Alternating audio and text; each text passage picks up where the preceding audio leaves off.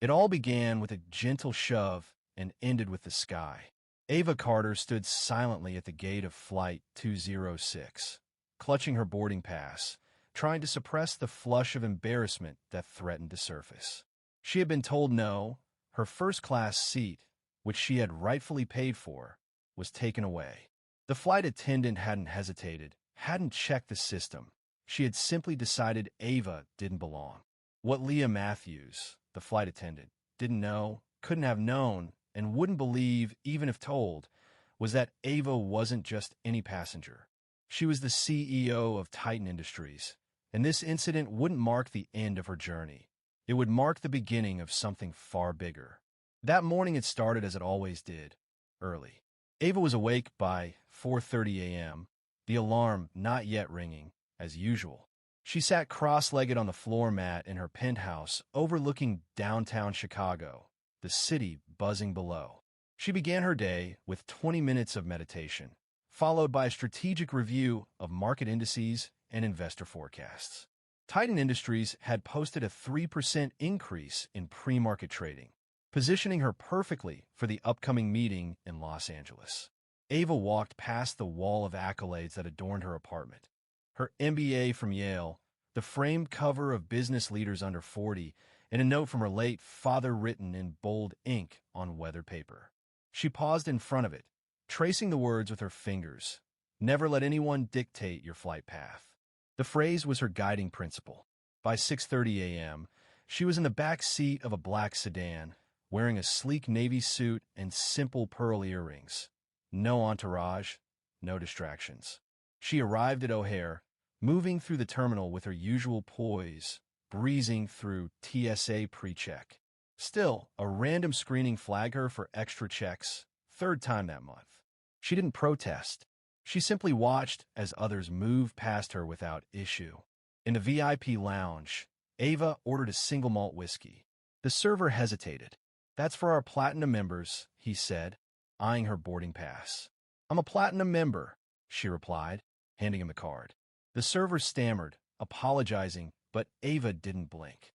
She had more important matters on her mind. Boarding began, and Ava moved to the front of the line, greeted the gate agent with a brief nod, and took her seat in 1A. She set her bag down, pulled out her tablet, and dove into work, unaware of the judgmental look Leah Matthews shot her as she passed by. A few minutes later, Leah approached her seat. "Excuse me, ma'am. This section is reserved for platinum members." Ava looked up, unruffled. "I'm in the right seat," she said, handing over her boarding pass. Leah squinted, studying the document with suspicion. "This doesn't seem right," Leah muttered, glancing at the pass and then back at Ava. "It's a temporary pass due to a check-in system glitch," Ava explained calmly. Leah frowned, unconvinced. "I'm gonna need to verify with the gate. Please step outside." Ava met her gaze. "I've been verified twice already, by security and the gate agents." Leah didn't back down.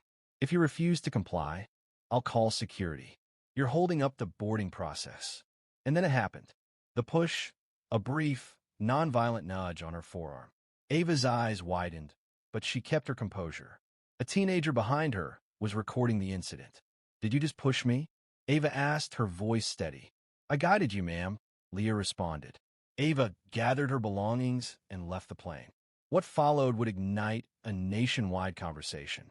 As Ava stood in the terminal, she dialed a confidential line. "Blake, initiate Operation Phoenix." "Full escalation."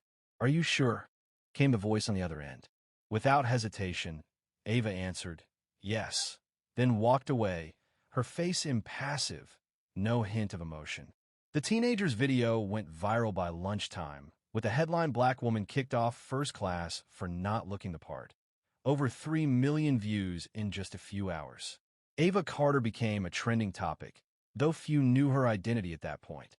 Back at Titan's headquarters in Chicago, her executive assistant, Tessa Grant, rushed into Ava's office. "They don't realize who you are yet," Tessa said, breathless. "But when they do, they'll regret it."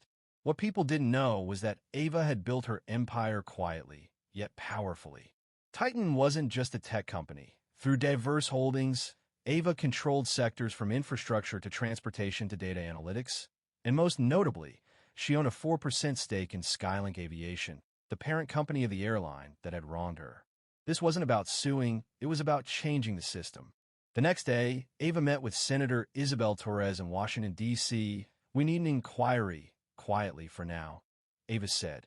Senator Torres, a sharp and seasoned politician, nodded. "Let's make sure we do this right." Over the next several weeks, Ava's team worked tirelessly. Tessa reached out to whistleblowers, and Caleb Ward, a former hacker turned Titan cybersecurity head, dug into Skylink's internal communications. They discovered a hidden AI system, codenamed Apex, that flagged passengers with non-standard names for rebooking or downgrading. It was a racially biased algorithm designed to prioritize certain passengers while disadvantaging others. The company had denied its existence during congressional testimony 2 years ago, which was now proven to be a lie. Meanwhile, Leah Matthews was facing a backlash of her own. Her face appeared on every news site, and social media was unforgiving. "Is this your flight attendant?" the headline read.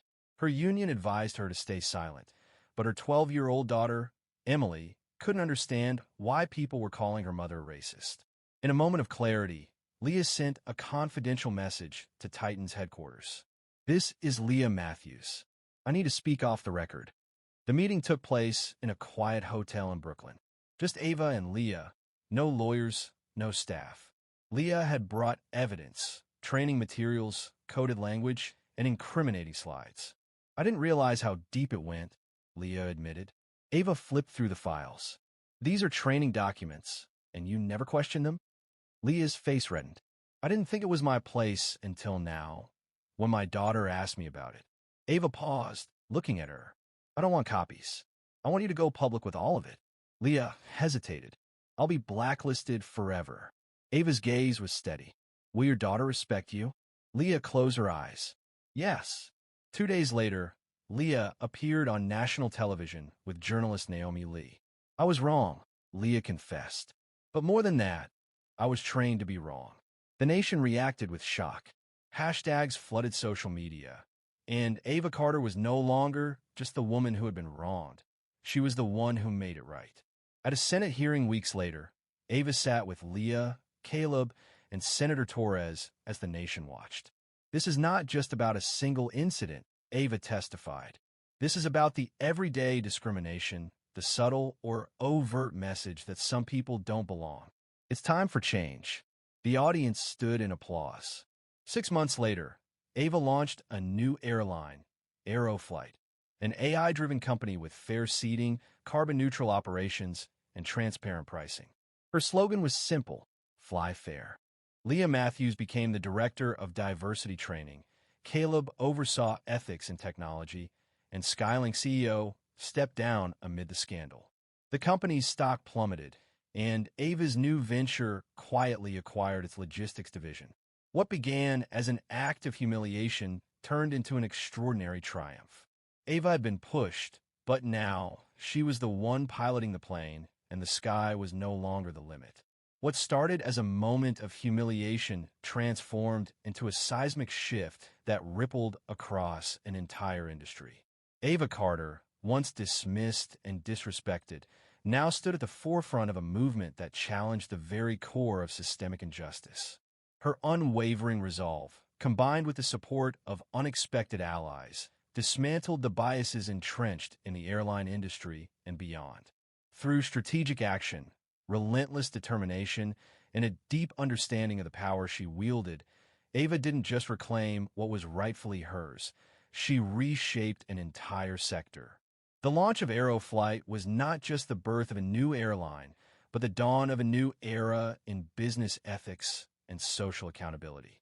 It was a stark reminder that the fight for fairness is ongoing and that true change requires more than just a seat at the table. It requires the courage to build a new one. Ava's journey from victim to victor serves as a powerful testament to the fact that no one should ever let others dictate their worth. The sky, once the limit, had become her domain, and with each step she took, she proved that no force, nor any prejudice, could hold her back. The flight had only just begun.